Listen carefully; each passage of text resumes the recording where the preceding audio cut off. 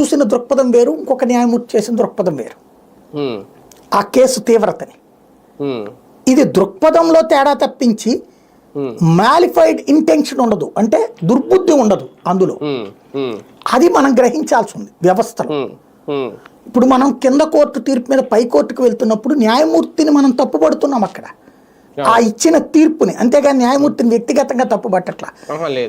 Reckless గా చేశారండి, లేకపోతే సరిగ్గా మేము చెప్పేది వినలేదండి అని పైకోర్టుకి వెళ్తారు.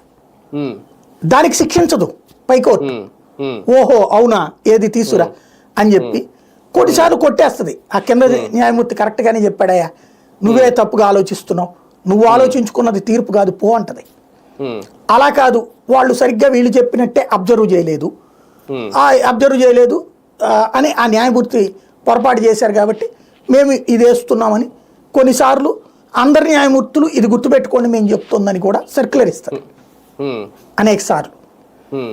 అట్లాగా ఇక్కడ న్యాయస్థానం నిన్న చెప్పినటువంటి పాయింట్ ఏంటంటే, ప్రజాస్వామ్యం అంటే చర్చనీయాంశం. ప్రజాస్వామ్యం బలపడేది చర్చల ద్వారా. ఇప్పుడు కొలీజియం అనేది ఎందుకు వచ్చింది? చర్చల కారణంగానే వచ్చింది. అంతకుముందు ఇందిరాగాంధీ ప్రధానమంత్రిగా ఉన్నప్పుడు కాంగ్రెస్ పార్టీ ప్రభుత్వంలో ఉన్నటువంటి సందర్భంలో ఎలాంటి విచిత్రమైన రిక్రూట్మెంట్ జరిగేదంటే, ఒక వ్యక్తి కాంగ్రెస్ పార్టీ నాయకుడు ఎంపీ, ఆయన పదవీ కాలం అయిపోయాక ఆయన్ని పోనీ ఆయన ఈ బిఎల్ చదవటము, జ్యుడిషియరీలో జడ్జిగా పనిచేయడము,